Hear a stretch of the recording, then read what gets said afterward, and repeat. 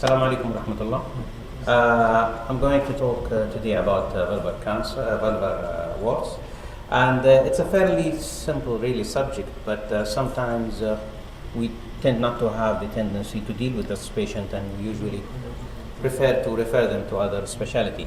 But I'm going to talk about it in simple matters in my allowed time of 15 minutes.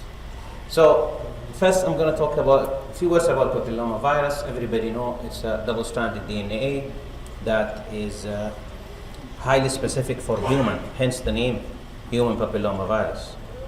It has over 100 serotypes. About 70 of them has been distinct.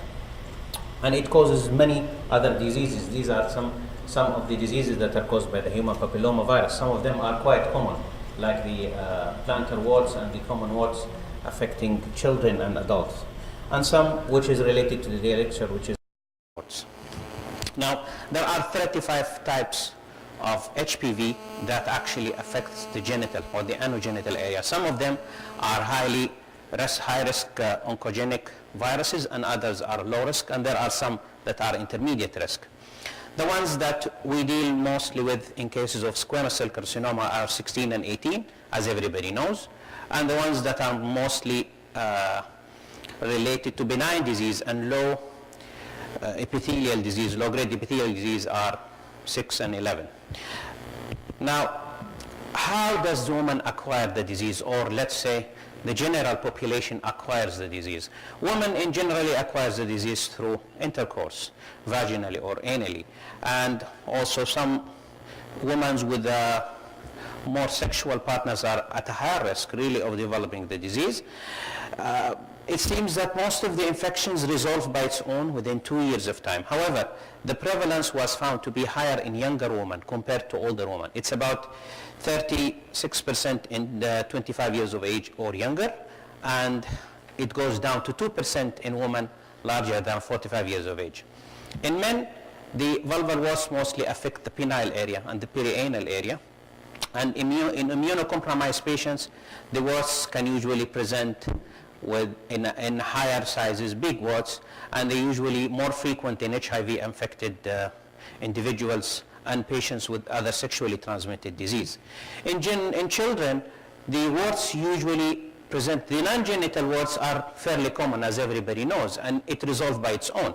It affects children between the age of 12 and 16. However, the genital warts prevalence is well unknown.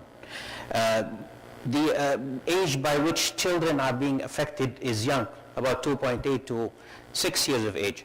And the way the children get affected in the genital area are as follows.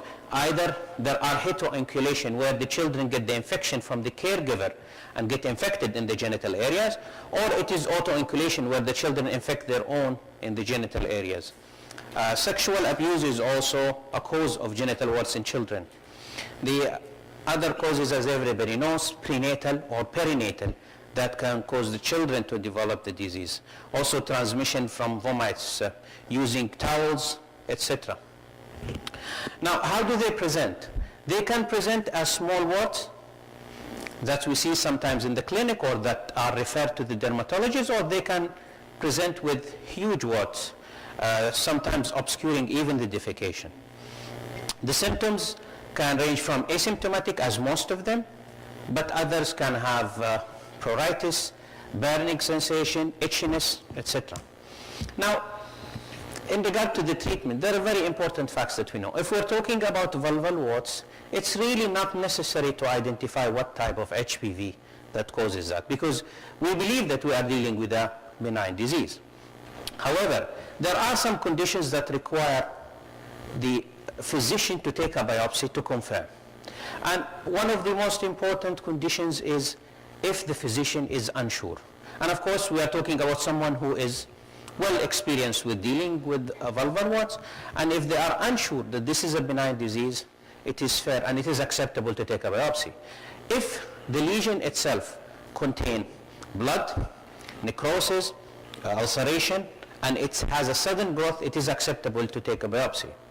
Also, if the patient is immunocompromised, it is acceptable to take a biopsy. And finally, if the treatment fails, let's say you started the treatment, the medical treatment, and the disease becomes refractory and the growth started despite your treatment, then it is acceptable that you go ahead and take a biopsy. Now, what kind of medical therapy or surgical therapy we look at? The therapy in general divided into two. We have medical and surgical therapy. The medical therapy are divided in two big categories. We either dealing with cytodestructive therapies or immunomediated therapies that actually boost the immunity system for such patients. The cytoreductive therapy are divided into different agents that are, some of them are available, and the immunomediated also, I'm going to go through them one by one. So first thing, we'll start with the podophyllitoxins. And the podophyllitoxins are mainly two groups. One is the podophyllitoxin itself, and one is the active ingredient of the podophyllitoxins. The podophyllitoxin itself available as a liquid or a gel form in small amounts. It can be applied by the patient herself, and the way it acts is that it's a plant-based basically, and it blocks the cell division at the metaphase stage and leads to cell death. It is applied twice daily for 3 days and then has 4 days without treatment. And this treatment continued for 4 weeks this way. Now, the good thing about this is that the toxicity is quite low, but if you're talking about the active ingredient, which is the podophyllum resin, these are usually applied by the physician in the clinic, and the patient are preferred not to have it at home because of the level of toxicity. The treatment, again, also takes about 4 to 6 weeks in total. The other thing that is quite popular in many of the clinics, the trichloroacetic acid, the TCA or the BCA. The one that is quite common used is 80 to 90% TCA. It acts by the coagulation of the tissue proteins and killing the virus. The wart turns into white in color after the application, and usually the patient leaves the clinic after the wart has been dried. The good thing about the trichloroacetic acid is that it is the only medication that can be used during pregnancy. Most of the other medical therapy cannot be used, or their safety is not yet established during pregnancy. This, of course, needs to be applied by the physician. The treatment usually takes about 4 to 6 weeks, and it can be applied in the vagina. The next thing is the 5-FU, which is basically an antimetabolite chemotherapy.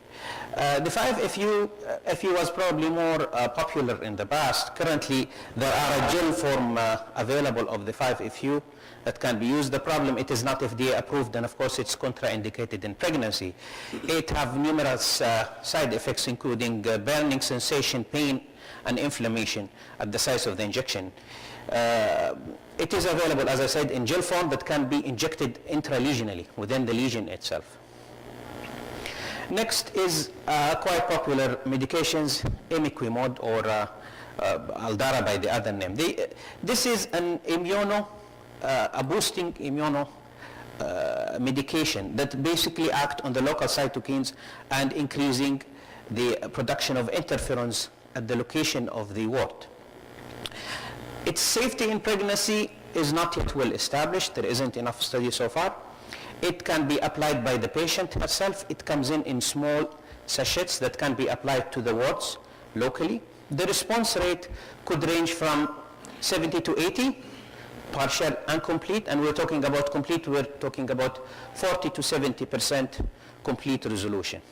There are two concentrations available of the imiquimod in the market, the 5% and the 3.75.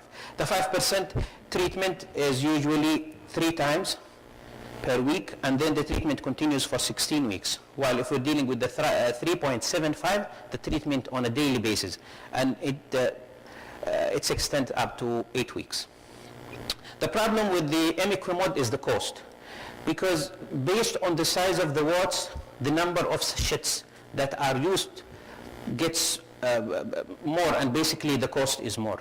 And the cost for even the slightest type of disease, the one box costs about 500 riyals, and it's quite expensive when you're dealing with bigger lesions. Another botanical drug or natural drug, cyanokitokins, that is basically derived from the green tea. And these are also available in the market. Their safety profile in pregnancy is also not yet established. They have antioxidant and immunoboosting effect, and they are usually applied to the wart itself and then spread all around the wart. The treatment here is about for 16 weeks, but the application is about 3 times daily. So it's a little bit difficult, and sometimes patient doesn't tend to accept it very well. In the study published in 2008, the efficacy was about to 54 to 57% versus the placebo 34%. How does the placebo have 34%? We know that since we know that this is a self-limiting disease most of the time. The next is interferon alpha. Interferons alpha has antiviral, antiproliferative, and of course immunostimulating effect. There are 2 ways to use the interferon, either systematically or injection intralesional. The injection doses ranges from 0.5 to 1.5 milli international unit, and it is administered 2 to 3 times per week. The treatment lasts for about 9 weeks. Of course, it has many symptoms, especially the systemic ones, flu-like, fatigue, anorexia, and local pain. Other medications that have limitation and only used at a certain population, including the antiviral Cidovir, and it is approved only for treatment of cytomegalovirus in HIV-infected patients. This one was tested in a double-blind randomized study and showed complete resolution in about 40% of the patient compared to the placebo. Another thing is the BCG. Yes, that's what is used for the TB. It has been previously tested with patients intralesionally, and it has produced some effect. Another one is also the Mycobacterium vaccine. Surgical therapy divided into 2 major. So you have the ablative and the excisional. The advantage, of course, is that the patient needs to come to the hospital only once to get treated. The disadvantage, you need OR, some of them, you need anesthesia, and of course, all of the complications related to surgical, including infection, etc. And of course, scarring, hypopigmentation. The good thing about the surgical is that it can be used in pregnant women. One of the surgical, of course, is the cryoablation. It is used with liquid nitrogen or nitrous oxide.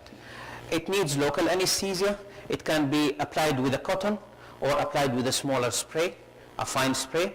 You need to create something called the ice ball in a depth of 1 to 2 millimeter, and you need to apply it for about 30 to 60 seconds to obtain this ice ball effect to really remove the wart from its origin. It has some skin irritation, blistering, and other side effects related to it. The laser is actually a good tool to utilize. There are 2 major lasers utilize, the CO2 and the Nd:YAG. The CO2 is quite popular. The advantage of the laser is basically can easily be used even for larger lesions. It can be used for vaginal warts, not just vulval warts.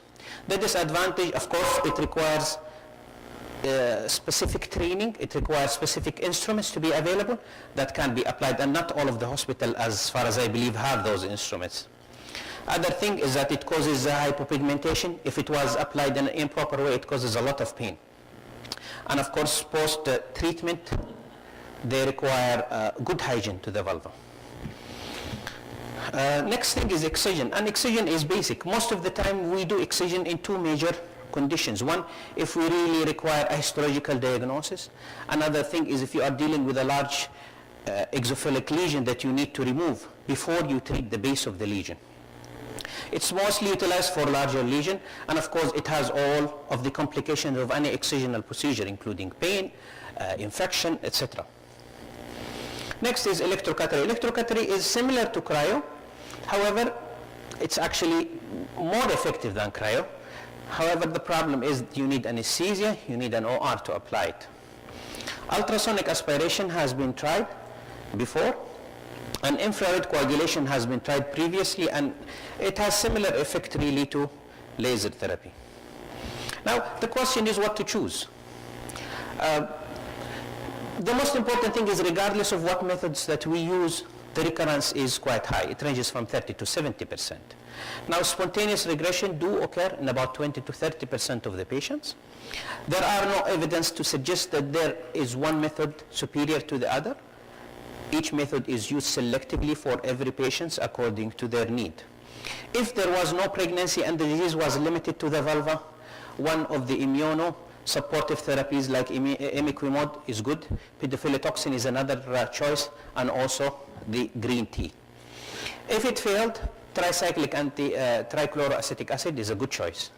If the disease was extensive and limited to the vulva, it needs surgery or laser, and sometimes a combination of medical and surgical.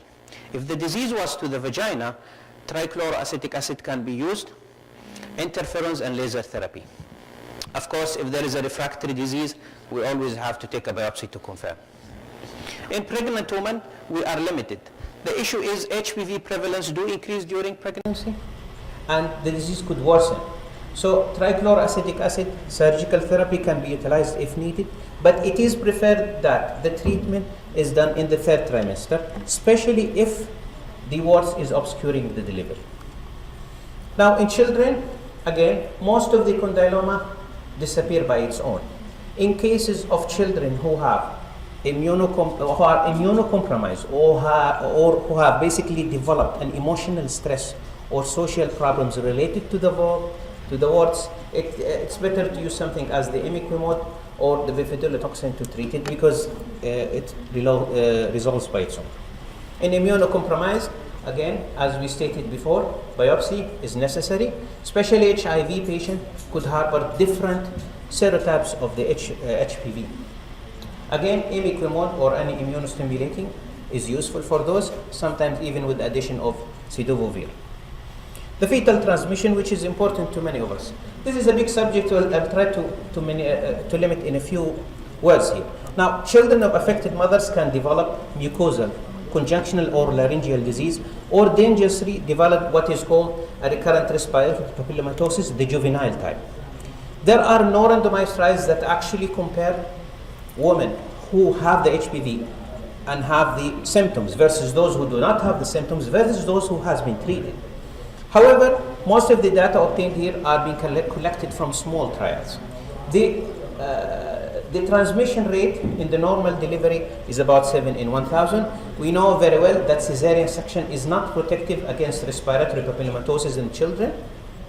And we know that treatment of the warts may not affect the transmission rate. However, the cesarean section is only indicative if the vulva is obscuring the birth canal and the baby cannot be delivered and you cannot treat them. A few words about the recurrent respiratory papillomatosis, which I think is important because we need to know this. It's quite a rare disease. In younger children less than 14 years of age, it's about 4.5 almost per 100,000, and it gets less when they get older than that. It has two bimodal presentation. They either present in the juvenile form or in the adult form. The juvenile is more common and more dangerous in those children. The treatment usually requires only repeated debulking and removal, surgical removal, and in only small percent of them, about 3 to 5%, malignant transformation can occur in those children, and they have very poor prognosis. The last thing is a few questions that we think about. When does the sexual activity resume after the treatment? The sexual activity can resume soon after the treatment when the patient is pain-free. Hygiene is quite important after the treatment, especially the surgical and laser treatment, because we do not want any infections of these lesions. And finally, most of those patients need follow-up every 6 months. Thank you.